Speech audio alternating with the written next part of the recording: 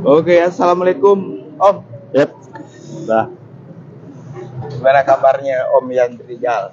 Alhamdulillah baik, Sehat? sehat. Keluarga sehat?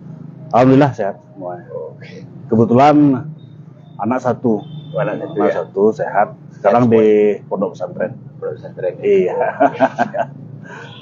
Oke, assalamualaikum warahmatullahi wabarakatuh. Jumpa dan ketemu lagi bersama saya channel Cakadut di program Pokes TV ini.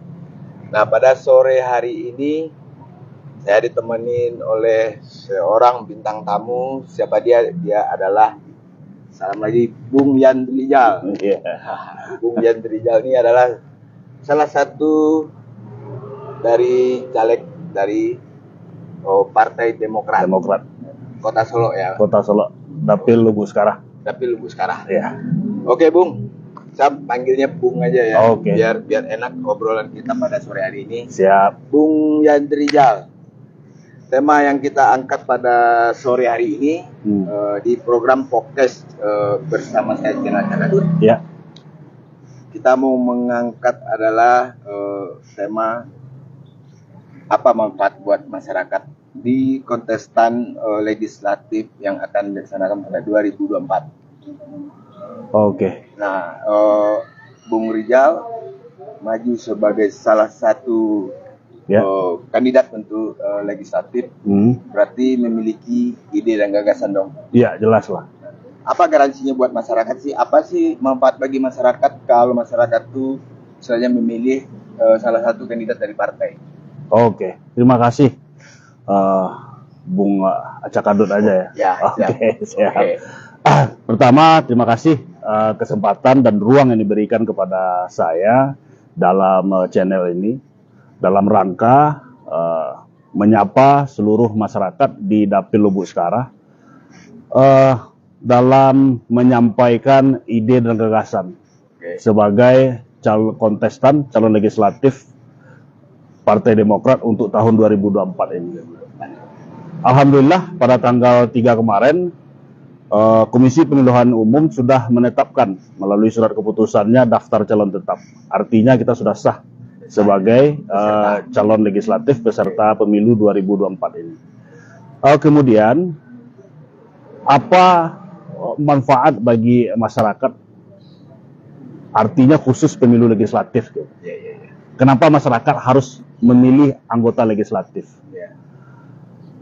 Artinya anggota legislatif itu adalah bakal pejabat publik. Bakal pejabat publik. Sebagai penyambung masyarakat. Iya. Jadi pemangku jabatan yang dipilih oleh masyarakat. Manfaatnya apa? Fungsi dari pemerintah adalah menghadirkan kemaslahatan kepada masyarakat. Nah, instrumen itu salah satunya untuk menghadirkan manfaat kepada masyarakat itu instrumennya adalah anggota legislatif selain kepala daerah. Kepala daerah dan anggota legislatif itu merupakan pemerintahan, merupakan mitra dalam menjalankan pemerintahan. Nah, Itu buat Kota Solo ya. untuk Kota Solo, khususnya kalau DPR RI tentu secara nasional. Ya. Kita lihat setelah Orde Baru selesai, pola pembangunan itu sudah terbalik. Di Orde Baru dulu dari top ke down, arti dari atas ke bawah. Yang di bawah menerima aja. Nah, yang di atas menentukan. Kalau sekarang masyarakat dalam mencapai keinginannya untuk mendapatkan manfaat-manfaat dari pemerintah itu sifatnya bottom up. Jadi dari bawah ke atas. Nah, anggota legislatif dalam menjalankan tugas dan fungsinya seharusnya berdasarkan regulasi yang ada itu harus menampung seluruh aspirasi dari konstituennya. Kemudian dari aspirasi itu lahirlah yang namanya pokok-pokok pikiran. Pokok-pokok pikiran inilah yang masuk ke dalam RKPD, Rencana Kerja Pemerintah Daerah. Jadi tidak ada rencana kerja sebelum anggota legislatif dan pemerintah itu turun ke bawah menanyakan kebutuhan masyarakat. Ini manfaatnya. Oh, itu manfaatnya. Ini manfaatnya gitu. Nah, jadi itu buat masyarakat Kota Solo, apa sih manfaat dengan keberadaan anggota legislatif? Karena memang sinergitas ya dengan pemerintahan ya. Iya. Nah, Bung Yandrijal, apa alasan Bung Yandrijal memilih Partai Demokrat? Kan partai lain banyak nih. Oke. Nah, jadi di dalam Demokrat, Demokrat itu partai yang lahir setelah reformasi, artinya setelah era keterbukaan. Dan Partai Demokrat, partai yang pertama memenangkan Pilpres, pemilihan umum presiden yang berlangsung 2004, pertama kali di Republik Indonesia setelah Orde Baru dan setelah reformasi, kita memasuki era reformasi. Jadi ketika Demokrat memimpin negeri ini selama 10 tahun, yang dikedepankan itu adalah politik santun dan politik yang beretika. Ini yang dijunjung tinggi dan di-share ke bawah oleh Bapak Susilo Bambang Yudhoyono. Jadi saya berpolitik ingin menambah pertemanan, menambah perkawanan, menambah persahabatan, menambah keluarga. Dengan politik kesantunan dan penuh etika, ini akan gampang kita dapatkan.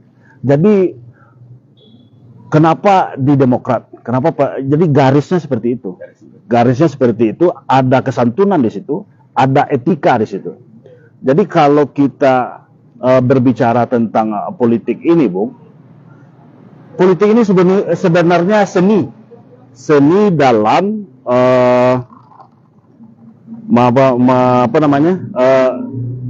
dalam mengatur strategi untuk mencapai satu tujuan. Nah, kalau untuk mencapai satu tujuan itu tidak didasari dengan kesantunan dan penuh etika, dengan etika yang tinggi, kita akan melakukan segala cara. Nah, kalau kita melakukan segala cara, yang timbul apa? Sikut menyikut, dan disitulah muncul political horror. Politik ini menakutkan gitu. Sebetulnya politik ini tidak menakutkan.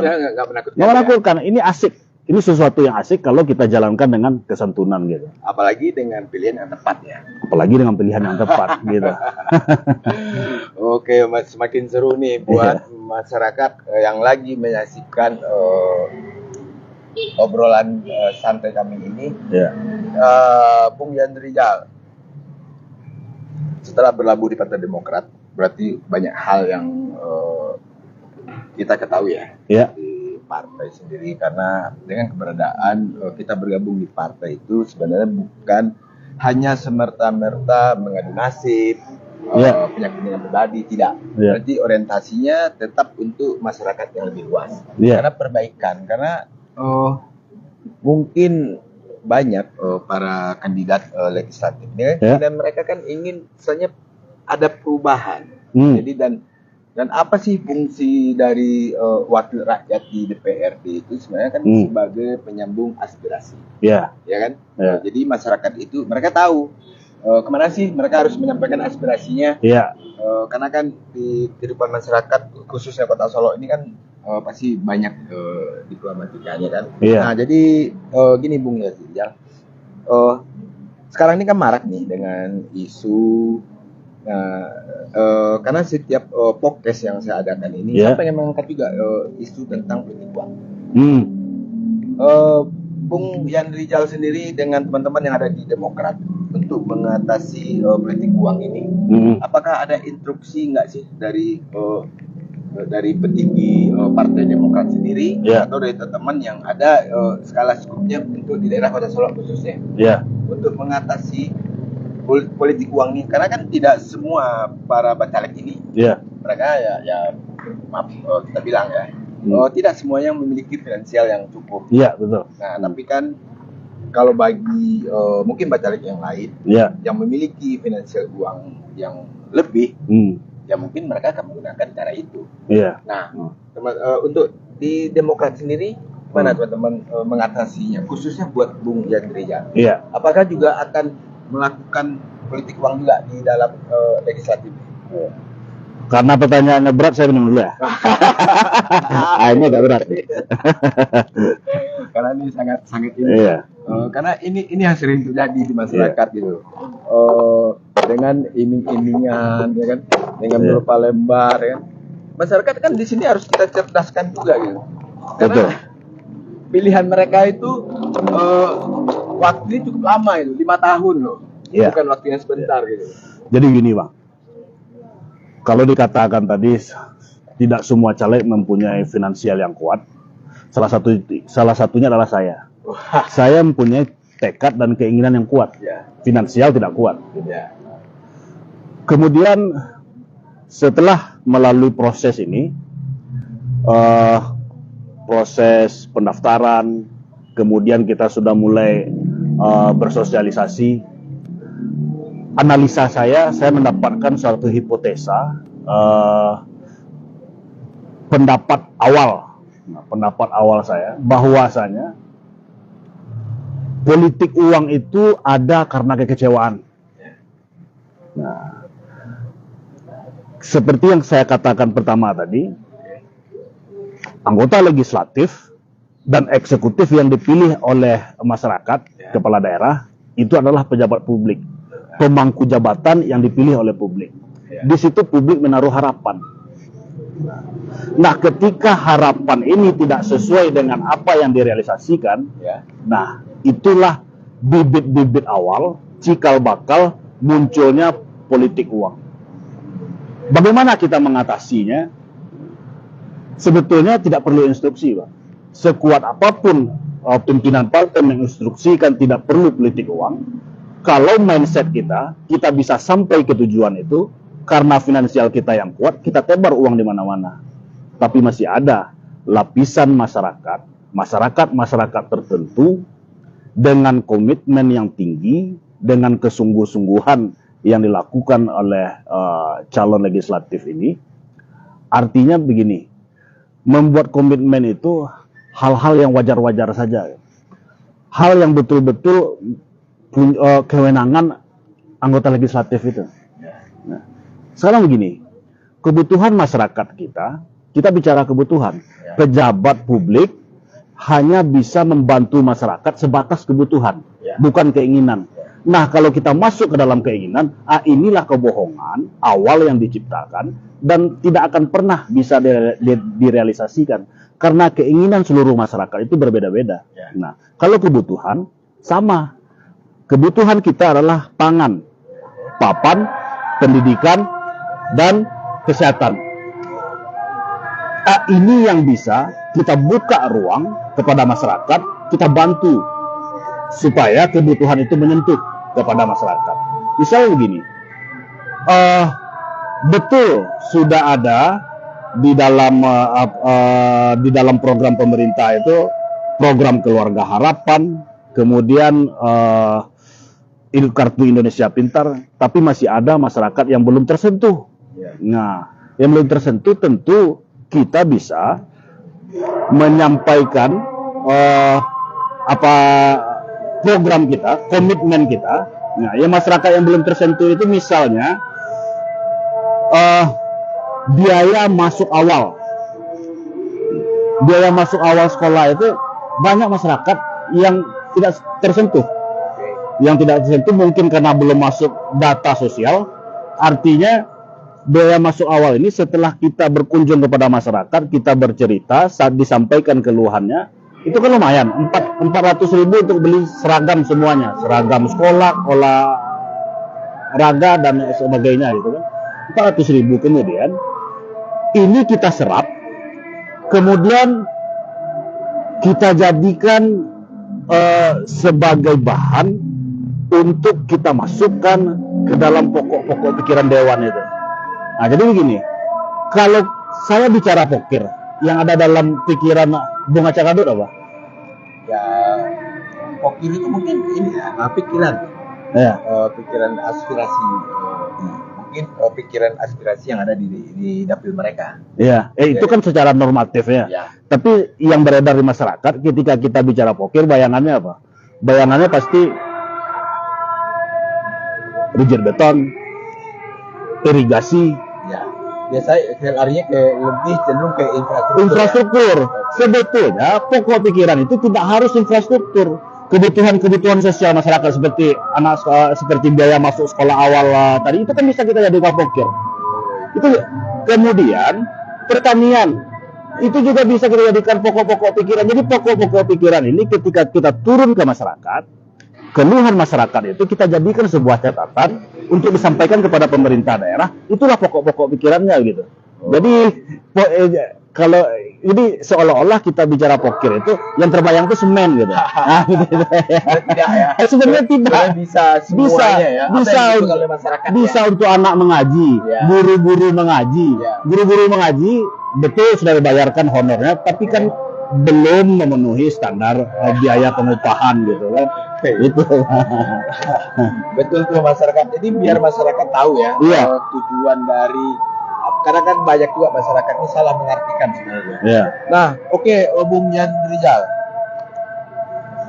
Ini pertanyaan terakhir buat Bung Yan Rizal nih.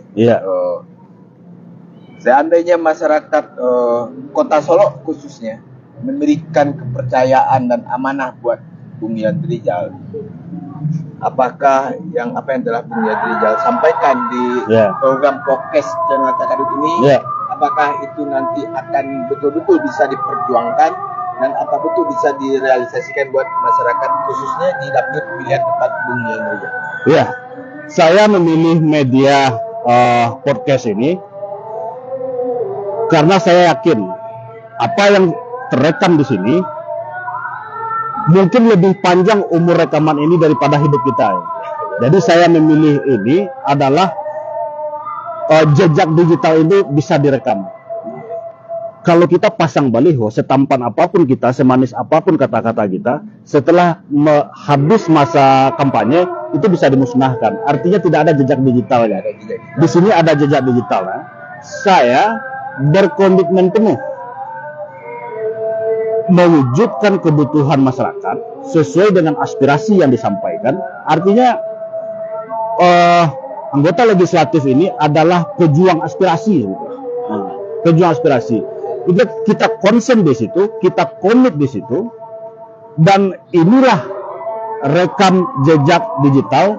Hari ini di sini bersama Bung Cak Adut, saya mengatakan aspirasi masyarakat wajib hukumnya untuk diperjuangkan sesuai dengan kebutuhan dan sesuai dengan regulasi. Saya tidak akan pernah menjanjikan keinginan masyarakat. Keinginan masyarakat bisa punya motor, bisa beli handphone, bisa punya rumah. Apakah itu bisa diwujudkan oleh anggota legislatif? Tidak. Tapi kalau untuk biaya sekolah, biaya siswa, mengaji, pertanian, kita konsen di situ, Pak. Iya, siap. Mantap. Nah, itu teman-teman obrolan santai kita pada sore hari ini bersama Bung Yan Rizal. Semoga kita doakan, semoga Bung Yan Rizal bisa mencapai apa yang beliau harapkan, dan pastinya mungkin dukungan dari masyarakat itu juga sangat beliau butuhkan. Oke, Bung Yan Rizal, terima kasih Bung. Ya. Untuk legislatif dari dapil berapa? Dapil Lubuk Sekarah, Partai Demokrat, nomor urut 4. Sama closing statement dulu sedikit. 2 menit saja. Kepada masyarakat Kota Solo pada umumnya, di Kecamatan Lubuk Sekarah pada khususnya, anggota legislatif itu sesungguhnya adalah pesuruh masyarakat. Sampaikan aspirasi Anda, manfaatkan mereka, dan bikin komitmen dengan seluruh anggota legislatif yang kemungkinan bisa Anda percaya. Rupiah yang ditawarkan kepada seluruh masyarakat itu adalah awal pembodohan kepada masyarakat. Berapapun yang diberikannya itu hanya sampai kepada kerongkongan. Tetapi kesungguhan anggota legislatif mau memperjuangkan aspirasi Anda, itulah yang akan bisa mewujudkan perubahan untuk perbaikan di negeri ini. Bila taufiq wal hidayah, assalamualaikum warahmatullahi wabarakatuh. Terima kasih. Oke, makasih Bung Rijal. Oke, teman-teman, itulah obrolan santai kita pada sore hari ini bersama Bung Yandri Rijal dari Partai Demokrat. Oke, saya Cakadut pamit diri. Sampai jumpa dan ketemu lagi di podcast yang berikutnya besok. Masih bersama saya Channel Cakadut. Oke, assalamualaikum warahmatullahi wabarakatuh. Ya. Sukses. Sukses, terima kasih Bang. Mantap Bang, mantap.